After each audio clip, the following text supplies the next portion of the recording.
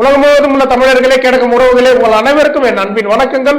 நான் உங்கள் ஊடகவியாளர் பிரவீன்ராஜ். அதாவது நம்ம ஏற்கனவே வெளியிட்டிருந்த ஒரு காணொலி தான். ஏன்னா அதனுடைய உண்மைத்தன்மை இப்போ தாவேக தரப்பிலிருந்து ஒரு அதிகாரப்பூர்வ தகவலே வெளியாகி இருக்குன்னு பார்க்கலாம்.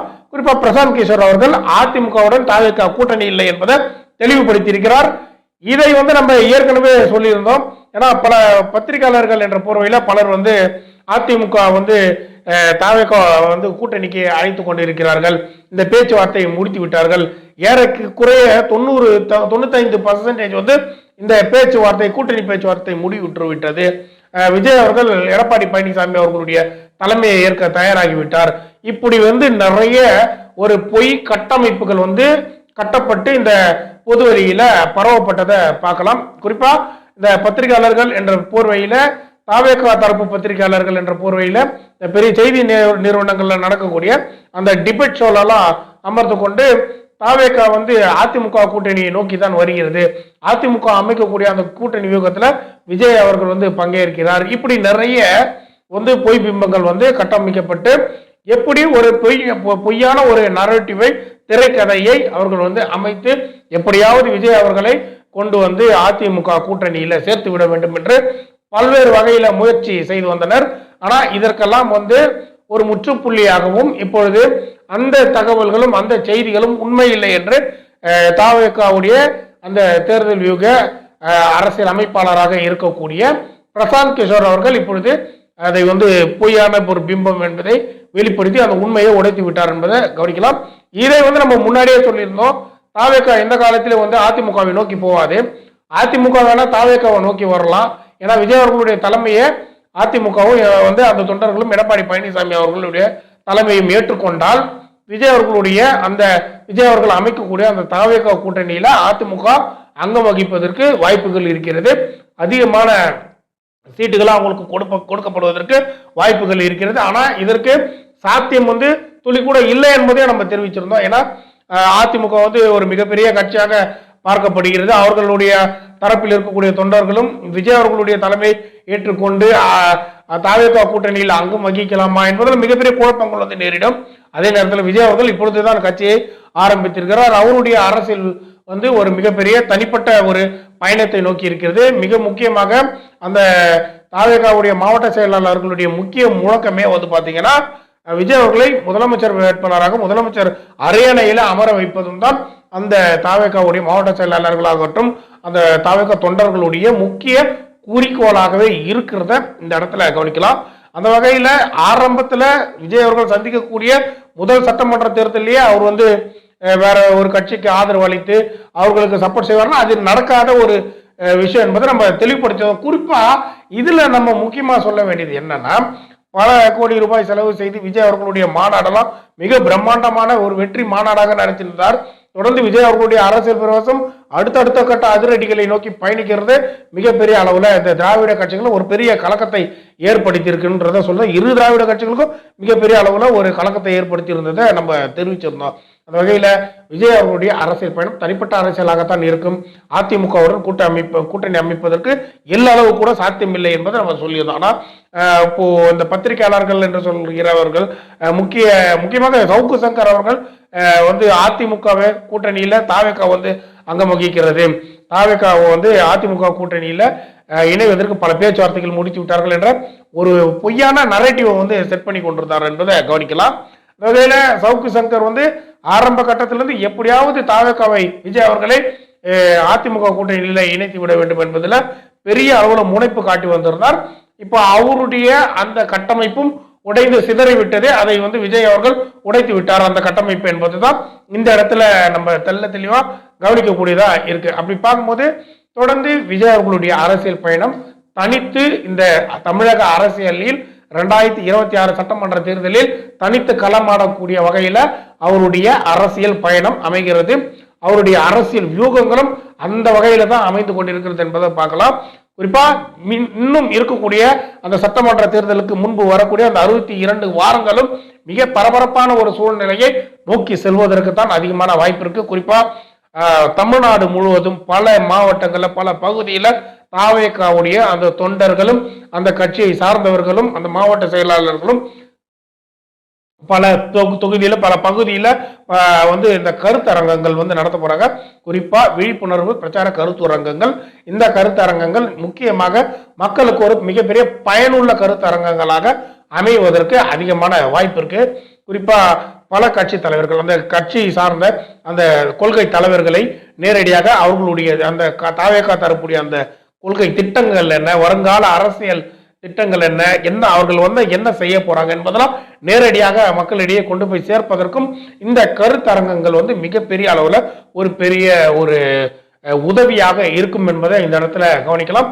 குறிப்பாக பலர் வந்து போலியாக நடத்தக்கூடிய அந்த கருத்தரங்கங்கள் மக்களிடையே ஒரு பொய்யான கருத்தை சொல்லி ஏமாற்றக்கூடிய வகையில் இருக்கக்கூடிய கருத்தரங்கள் மத்தியில உண்மையாக தாவேகா தரப்பிலிருந்து இந்த மக்களுக்காக மக்களுடைய அந்த நலனை பேணி காப்பதற்காக கருத்தரங்கங்கள் வந்து நடத்தப்படுவது மிகப்பெரிய அளவுல வரவேற்கத்தக்கது என்பதை கவனிக்கலாம்.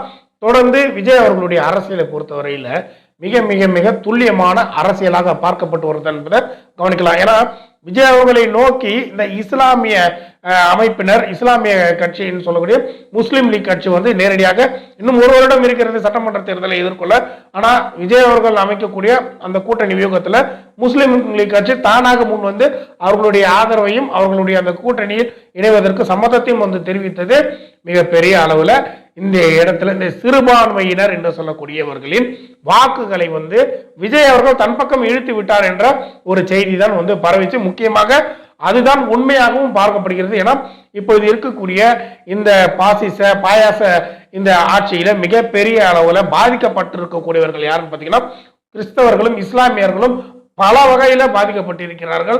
அப்படி இருக்கக்கூடிய அவர்கள் வந்து இந்த கிறிஸ்தவர்களும் இஸ்லாமியர்களும் இருக்கக்கூடிய அந்த அதிருப்தியை பொறுத்து வெளிப்படுத்த ஆரம்பிச்சிருக்கிறாங்க. அப்படி அவர்கள் நோக்கி வரக்கூடிய இந்த மாற்றத்திற்கான அரசியல்ல விஜய் அவர்களை வந்து துவங்கி இருக்கக்கூடிய அந்த தாவேகா கட்சிக்கு ஆதரவு தர வேண்டி அவர்கள் வந்து தாமாக முன் வந்து விஜய் அவர்களை சந்திப்பதற்கும் பல்வேறு தரப்பினர் வந்து வாய்ப்பு கேட்டிருக்காங்க. பலர் வந்து நேரடியாக விஜய் அவர்களை சந்திப்பதற்கு பல காலமாக முயற்சியும் செய்து கொண்டிருக்கிறார்கள். அந்த வகையில் பார்க்கும்போது கிறிஸ்தவர்களுடைய ஆதரவும் இஸ்லாமியர்களுடைய ஆதரவும் சிறுபான்மையினர் என்று சொல்லக்கூடிய இவர்களுடைய மொத்த ஆதரவு வந்து விஜய் அவர்களுக்கு வருகிறது என்று பார்க்கும்போது இதுதான் மிகப்பெரிய மாற்றத்திற்கான அரசியலாக வந்து பார்க்கப்படுகிறது. ஏன்னா இந்த சிறுபான்மையினருடைய ஆதரவு இதற்கு முன்பு யாருக்கு கிடைத்தது என்று பார்த்தீங்கன்னா திமுக கட்சிக்கும் அதிமுக கட்சிக்கும் மாறி மாறி இரண்டு பிரிவுகளாக பிரிந்து அவர்கள் கிடைச்சி. குறிப்பா இதுல திமுகவுக்கு அதிகமான ஆதரவு வந்து கிடைச்சதை கவனிக்கலாம்.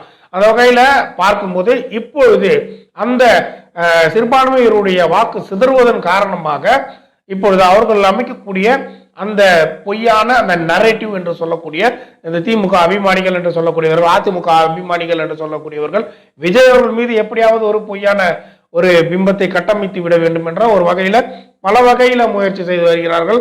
அதுல ஒன்றுதான் சமீபத்துல திரைத்துறையை சார்ந்த அந்த கருணாஸ் வந்து வெளியே வந்து விஜய் அவர்களுக்கு எதிராக வந்து பல முழக்கங்களை வந்து வைச்சிருந்தார்.